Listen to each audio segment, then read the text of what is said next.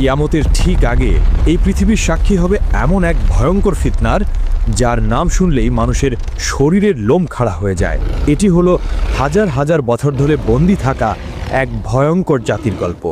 এটি হলো ইয়াজুজ ও মাজুজের কাহিনী। ইয়াজুজ ও মাজুজ হলো হযরত নূহ আলাইহিসসালামের বংশ থেকে আসা এক জাতি। তারা আমাদের মতোই মানুষ, কিন্তু তাদের স্বভাব চরিত্র আর চেহারা সাধারণ মানুষের মতো নয়।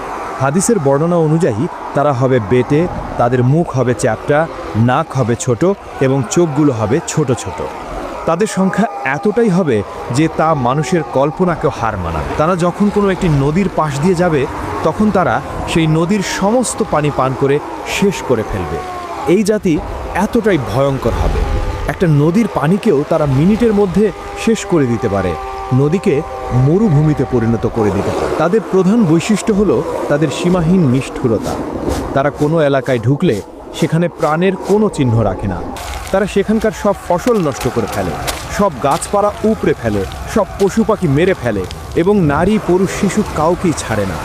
সবাইকে নির্দয়ভাবে হত্যা করে।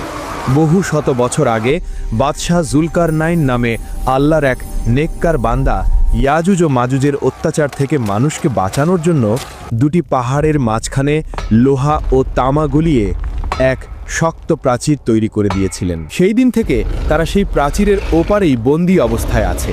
হাজার হাজার বছর ধরে প্রতিদিন সকালে তারা সেই প্রাচীরটি ভাঙার জন্য কঠোর পরিশ্রম করে।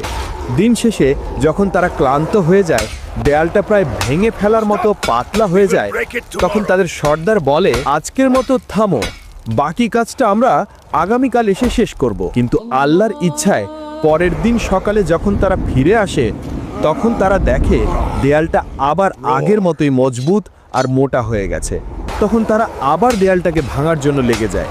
এভাবেই চলছে দিনের পর দিন, বছরের পর বছর, কিন্তু দেয়ালটা ভেঙে তারা বাইরে আসতে পারে না। কিন্তু কিয়ামতের ঠিক আগে যখন পৃথিবীতে হযরত ঈসা আলাইহিসসালাম আসবেন এবং দাজ্জালকে হত্যা করবেন, ঠিক সেই সময়েই আল্লাহ ইয়াজুজ ও মাজুজকে মুক্তি করবেন। সেদিনও তার আগের মতোই সারাদিন ধরে দেয়ালটা ভাঙতে থাকবে। দিন শেষে যখন দেয়ালটা প্রায় ভেঙে পড়ার মতো অবস্থায় চলে আসবে, তখন তাদের সর্দার হয়তো আল্লাহর ইচ্ছাতেই বলে উঠবে, আজকের মতো এখানেই থামো, ইনশাল্লাহ বাকি কাজটা আমরা আগামীকাল এসে শেষ করব। সেই একটা মাত্র শব্দ ইনশাআল্লাহ তাদের হাজার হাজার বছরের চেষ্টাকে সফল করে দেবে। পরের দিন সকালে যখন তারা ফিরে আসবে, তখন তারা দেখবে দেয়ালটা ঠিক তেমনই ভাঙা অবস্থায় আছে। এরপর তারা এক ধাক্কাতেই সেই দেয়ালটা ভেঙে ফেলবে এবং কোটি কোটি ইয়াজুজ ও মাজুজ বন্যার পানির মতো তীব্র গতিতে সারা পৃথিবীতে ছড়িয়ে পড়বে। তাদের আগমনের সাথে সাথেই পৃথিবীতে শুরু হবে এক চরম বিপর্যয়, এক ভয়ঙ্কর দৃশ্য। তারা যখন উঁচু ভূমি থেকে দল ভেদে নামতে থাকবে, তখন মনে হবে যেন পাহাড়ের উপর থেকে এক বিশাল কালো সমুদ্রের ঢেউ নেমে আসছে। তাদের চিৎকারে আর পায়ের শব্দে মাটি কাঁপতে থাকবে। তারা তাদের যাত্রাপথে যা কিছু পাবে সব কিছু ধ্বংস করে দেবে। সবুজ ফসলের মাঠ তাদের পায়ের নিচে পিষে ধুলোয় মিশে যাবে। ফলের বাগানগুলো তারা উপড়ে ফেলবে। শহরের পর শহর তারা জ্বালিয়ে পুড়িয়ে ছারখার করে দেবে। তারা যখন জেরুজালেমের তাবারিয়া নদীর পাশ দিয়ে যাবে, তখন তারা সেই নদীর সমস্ত পানি পান করে শেষ করে ফেলবে। নদীটা একদম শুকিয়ে মরুভূমির মতো হয়ে যাবে।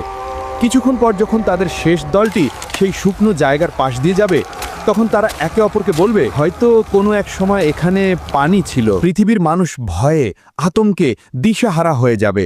তারা নিজেদের ঘর বাড়ি ছেড়ে পাহাড়ের গুহায় এবং জঙ্গলে গিয়ে আশ্রয় নেয়ার জন্য ছুটতে থাকবে।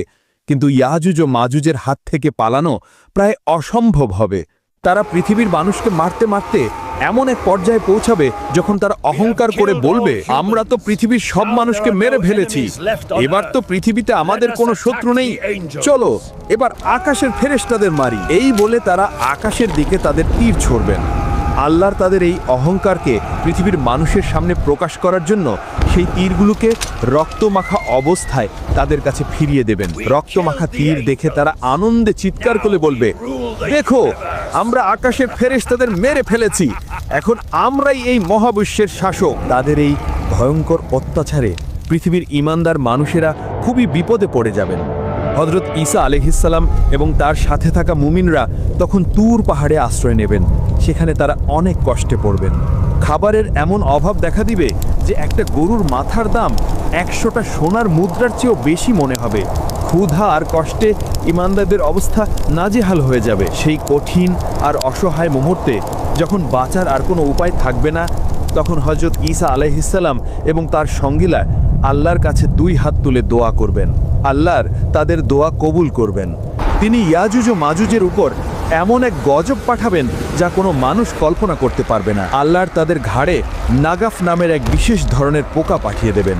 সেই পোকাগুলো তাদের ঘাড়ের মধ্যে ঢুকে তাদের শরীরকে ভেতর থেকে খাওয়া শুরু করবে। কোটি কোটি ইয়াজুজ ও মাজুজ, যারা একটু আগেও নিজেদেরকে পৃথিবীর শাসক বলে দাবি করছিল, তারা এই ছোট্ট পোকার আক্রমণে এক মুহূর্তের মধ্যে পোকা মাকড়ের মতো ছটফট করতে করতে মারা যাবে। তারা সবাই একসাথে পচে গলে এমনভাবে মারা যাবে যে তাদের মরা দেহের দুর্গন্ধে পৃথিবীর বাতাসে নিঃশ্বাস নেওয়াই কঠিন হয়ে যাবে। তখন হযরত ঈসা আলাইহিসসালাম আবার আল্লাহর কাছে দোয়া করবেন। আল্লাহ তখন উটের ঘাড়ের মতো বিশাল বিশাল পাখি পাঠাবেন। সেই পাখিরা ইয়াজুজ ও মাজুজের কোটি কোটি লাশ তুলে নিয়ে আল্লাহ যেখানে চাইবেন সেখানে ফেলে দিয়ে আসবেন। এরপর আল্লাহ এমন এক রহমতের বৃষ্টি পাঠাবেন যা পৃথিবীর প্রতিটি কোণকে ধুয়ে মুছে একদম পরিষ্কার আর পবিত্র করে দেবে। আর তারপর পৃথিবীতে শুরু হবে এক নতুন শান্তির যুগ, যা আল্লাহর দেয়া বরকতে পরিপূর্ণ থাকবে। এই ভয়ঙ্কর কাহিনী আমাদের এটাই শিক্ষা দেয় যে আল্লাহর পরিকল্পনা আর ক্ষমতার কাছে পৃথিবীর কোনো শক্তিই টিকে থাকতে পারে না। আর ঈমানদারদের জন্য আল্লাহর সাহায্য সব সময় প্রস্তুত, যদি তারা ধৈর্যের সাথে তার কাছে সাহায্য চায়। ইয়াজুজ ও মাজুজের এই কাহিনী যদি আপনার ঈমানকে শক্তিশালী করে থাকে, তাহলে ভিডিওটিতে একটি লাইক দিন এবং আপনার প্রিয়জনদের সাথে শেয়ার করে এই গুরুত্বপূর্ণ জ্ঞানটি ছড়িয়ে দিন। আমাদের চ্যানেলটি সাবস্ক্রাইব করে ইসলামের এমন আরও মহর্তিময় এবং শিক্ষণীয় কাহিনী জানার জন্য আমাদের সাথেই থাকুন।